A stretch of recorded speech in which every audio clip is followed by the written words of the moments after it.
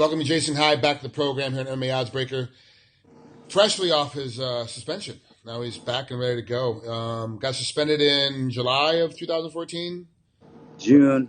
June? What's the difference? Yeah, I mean, it's a month. And then Fight Now, World Series of Fighting, 25, November 20th in Phoenix, Arizona. You go from not fighting for over a year to being co-main event on, pretty big card. World Series of Fighting's got a pretty big card coming up. Yeah, I mean, the tournament is a big deal. I mean, nowadays, people aren't doing tournaments like that, and so I think there'll be a lot of eyes on it. And I'm excited, obviously to get back to work mostly. I would have fought first fight of the night, honestly, but I'm ready to get back. How did you survive with the time off when you weren't, because we're feast or famine. When we fight, we get paid. We don't fight, we don't get paid. You didn't get paid for over a year. How'd you survive? Well, Elsie and I have the gym, so that was helpful. It's not making a whole lot of money at this point, but we're not paying into it. It's like definitely self-sustaining, and it Good. Okay. pays all the bills. But my fiance, I don't know what to even call her, my life partner. She does well. She owns her own business, so I wasn't starving. My daughter wasn't starving. We weren't starving. So At any point were you like, I might need to walk away and get a real 9 to 5? Yeah, I mean, a year is a long time, especially, I'm 34, so it's like a year is a long time, man. It seems so long when you're in the midst of it, So I definitely I kicked that around a lot, actually, just retiring and moving on, But I just couldn't do it, I couldn't do it. Hey. So.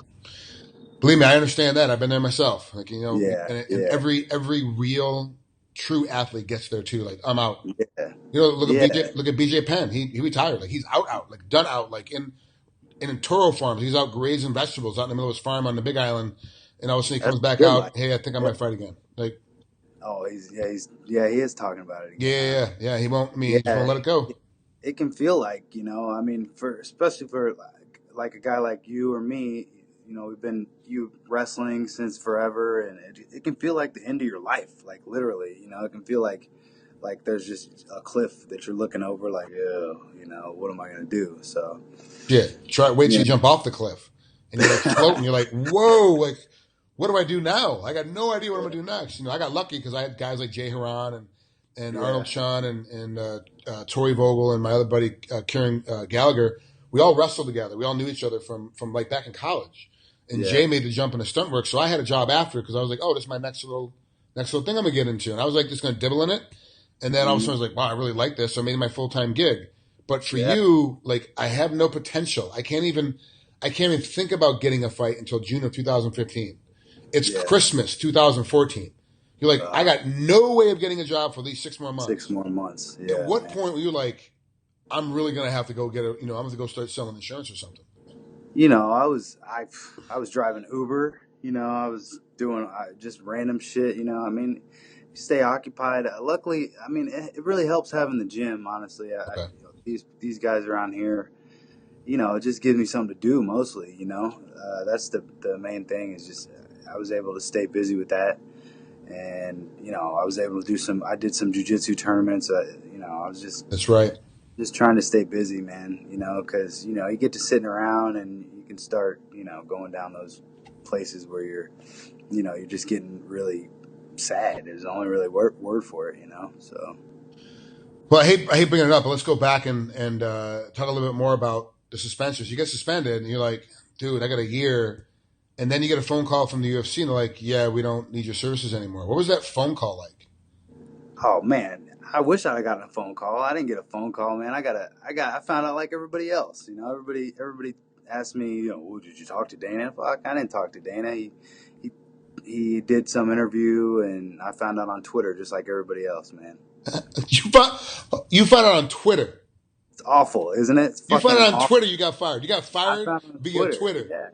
Dude, that's the worst breakup story ever. It's terrible. It's man, like, but unfortunately, it's not. You're not the only one. Like, you're not like, No, that's why it made a little bit of news. But people, when I tell people that, they're like a little bit surprised, and then they're like, that's kind of par for the course, So it's I'm waiting on that first fighter that like gets dumped by the UFC and then dumped by their girlfriend, and they found out all of it via Twitter. That's what I'm waiting on next. Yeah, see, that's a bad week, man. That's That's a terrible week. You know? that's a climb into a hole for about 8 months and come out later and see what happened. Like, just go to hibernation, man. You're Hopefully done. the world's different when I come out. Yeah. Well, speaking about the world being different when you came out, I'm gonna change topics on you. You're the first. You're the first.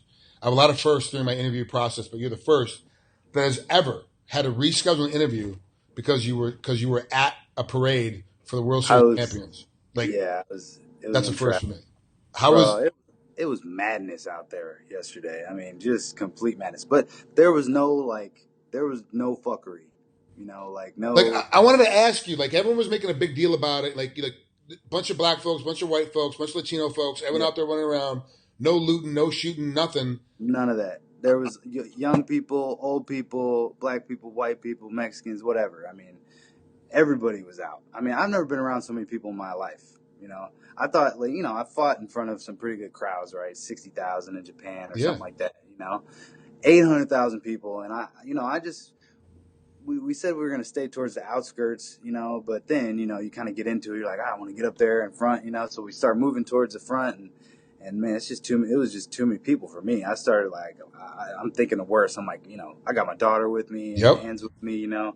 I'm thinking if one silly motherfucker starts running and screaming and everybody starts running, there's nowhere to go, you know. So I was like, we got to go. We got to get out of here.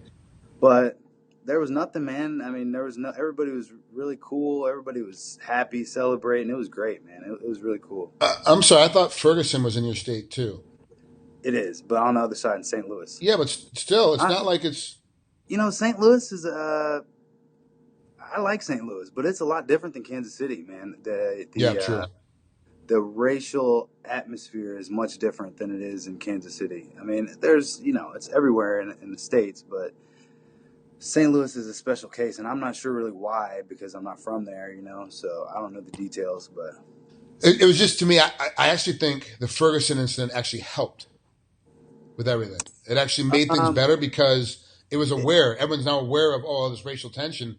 So let's watch what we say. Let's watch how we treat each other. Let's watch what we're going to do in a celebration of something that we're all trying to be, we're trying to have fun with. But let's watch what we do and watch how we treat a fellow human being. Like, I think Ferguson kind of brought it aware at a national level that now across the state, when something like this happens, like, oh yeah, it's kind of let's watch how I treat somebody else. Let me treat somebody else with respect instead of being an idiot. I'm not sure if you saw that. There's a post on Facebook where this black guy gets stopped by a white cop. And he's like, hey, I got to let you know, the guy getting stopped, I have a concealed weapons permit and my gun is on my right hip. So I can't reach for my thing because it's in my right jacket pocket. So the guy got him out. He goes, I have to disarm you. The first cop couldn't disarm him because the way the holster was locked. The other officer comes up, he gets it out, whatever. He, yes, sir. He, no, sir. He's very respectful. He's like, it was crazy. I got my weapon back. They gave me back my weapon. Unloaded, of course. That's why I have to give it back to you. I got back in my car. I went up and he got stopped for a taillight or blowing or rolling through a stop sign or something. It was like some minor thing that could have altercated and accelerated. And he was like, no, I treated the officer with respect. I walked away and that was it. Like, I don't understand what everybody else is doing. Was it kind of like that yesterday when you were at the parade? It was really cool, man. I mean, I think, especially with social media, it's starting to, people are starting to realize that, what a lot of black people have known for a long time, that it's not, an exaggeration or anything. But I definitely think people are more careful nowadays because, in an event like that, that the world's watching, So nobody in Kansas City wants to see Kansas City on TV with riots and fires and all that shit, So, it's a cool city, man. I mean, I really, I wasn't too when I was younger. I always wanted to leave Kansas City, but now I wouldn't really want to live anywhere else, Well, let's be honest. Were you following the Royals since the beginning of the season? Are you a bandwagon guy? Like, oh, we're kind of in the the series. I jumped on the bandwagon last year, but you know what? I mean, everybody loves a winner. I mean, we've been terrible for a long time. So yes, you have. I was like following, this season. I wasn't like, I'm not the biggest baseball fan, but honestly, it's more like a civic pride thing, Yeah. I mean, since I was 4 years old the last time, before last year, I was 4 years old. The last time we even made the playoffs. In '85 was the last time we made the That's playoffs. right. So, through so many years of terrible baseball, you can only take so much, So I stopped watching. When I really stopped watching baseball was when we had that strike. I don't know what year that Yeah, was. that was before '96 or something. when the strike was over. That was when McGuire and Sosa had the home run hitting derby that will never be I matched guess it again. was like '99 or something Something like that. silly. Yeah, and so I was like, "Fuck these guys, man!" Millions. But now that I'm an athlete, I understand the whole deal, like why they were striking. So, Yeah. but that's when I stopped watching baseball, pretty much, But last year, really kind of they just brought it back. I mean, it's great to have a good baseball team. I know, big influx into the community too with the World Series there. Yeah, A lot of people flew in, obviously from New York and New Jersey to watch the Mets play, and of course they went home disappointed. But that's a lot of influx in the Kansas City area. Which is good. It's good for the economy. It's actually good for Kansas as a whole as a state, but it's also good for Missouri as a whole as a state, and Kansas City itself as a city. So. Yeah. Well, we got to talk about the fight. I just wanted to get your piece on baseball because I wasn't sure if you're actually a baseball fan or a nut hugger because bandwagon. I can't even tell you, like going bouncing back and forth to LA for work when the Dodgers were in the playoffs. Like there was Dodger flags everywhere, and the moment that they lost and they were out, it was like all of a sudden it was like no one you couldn't find a Dodger pride flag anywhere. Like it was just like oh we're done, we're out. Let me put it away. Yeah, but that's normal anyway. That's the same anyway. People are fickle. So let's talk about was it Payan? Estevan Payan, yeah. So, I mean, a year off, there's ring rust. I don't care what you say. There's ring rust. Mm-hmm. Timing's going to be a factor. Getting back in there now for you, it's a different cage. It's not the UFC cage. It's not because of other changes too. It's not Burt Watson walking you in the back and telling you it's time to roll. It's not Stitch Duran anymore. Up there walking you in, although with World Series of Fighting, you will have Stitch because Stitch. Yeah, it might have Stitch. Yeah. So, but it's like there's change. It's different. It's a different atmosphere. It's a different look. I don't care what anybody says. The cage and the canvas, when it feels like home, you do a lot better than something brand new. Other than me talking about it right now, has that been a thought process during training camp, trying to get you through that? Not really, honestly. I feel like that's something that either it's going to be there or it isn't, it's nothing. There's nothing I can do to I couldn't book a fight this year. So if I'm rusty, I'm just going to have to deal with it in the cage, I mean, right. I try to focus on things I can control, and there's just no use of me stressing out over whether or not there's going to be ring rust, it's an unknown, I could get in there and feel great, I'm sure I'm looking forward to getting in there and feel great. But you always have these reservations about whether, something happens in practice and you're like, you can work that little detail to death, So, right. It's part of the game, man, Some things are just out of your control.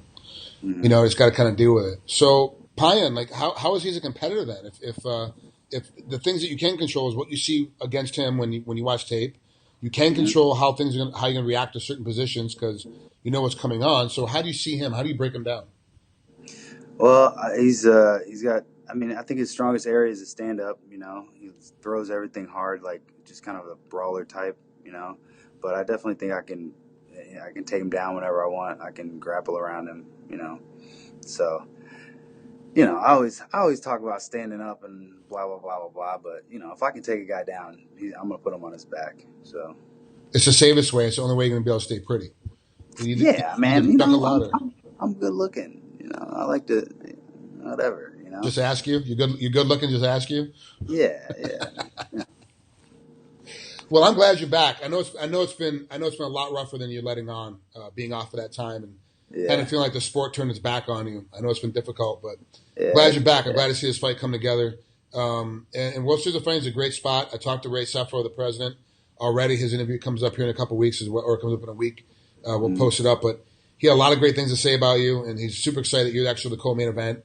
That was like one of the things that he's like, wow, I'm glad this thing came together and the fight came together correctly because it's a big deal. It's a big deal for you to come right out of the shot and be put in that spot again. Yeah. Ray is like, one of my first big memories in MMA was just sharing a locker room with him in Japan. not with him, but he was cornering somebody. I can't even remember who he was cornering, but he's just back there telling stories. It was really cool, man. Yeah. It's like one of my first memories of like being starstruck in MMA, just being in Japan with him and hanging out in the locker room. Because in Japan they have those long ass shows, and you're in the locker room for like 6 hours. Yeah. Ray's cornering somebody, I'm just relaxing, and he's just blah blah blah blah blah, just talking. I'm listening. This is all these old stories about K1 and blah blah blah. It's cool, man. So I actually went up to I think maybe in like July, I went to corner somebody at World Series and was able to talk with him a little bit, and it kind of just all fell into place from there. So I'm grateful for. I can't say enough nice things about Ray Sefo. He's always been a true gentleman to me. Always been a great friend and like a brother, like a man I can lean on. Like, hey man, Ray, what about this situation or this thing? Like, what do you think? And he'll tell you straight up, like, I got no fucking clue. Clue. But here, call this guy. This guy has an idea. Like, call this guy. Like, oh, okay, let me call this guy. So he's always been awesome, really man. good. Yeah, he's a great guy, and really, World Series of Fighting is lucky to have him. Kind of being that face for him right now. So, well, Jason, we'll be talking after this fight's over because I want to figure out how the ring rust went and how the game plan. I know you have a particular game plan. I don't want to break into it now, but I want to do it after the fight's over and go, hey, this is my game plan, and this is what actually happened. Kind of thing. So, you know how that goes. It never goes according to plan anyway. So never, ever. Hardly ever. So, all right, Jason, well, enjoy that victory from Kansas City. They well deserved, and then roll that right into the rest of your training camp and get ready to get this victory yourself. Definitely, man. Thanks for having me, Frank. You got it, brother. We'll talk again soon. Yep.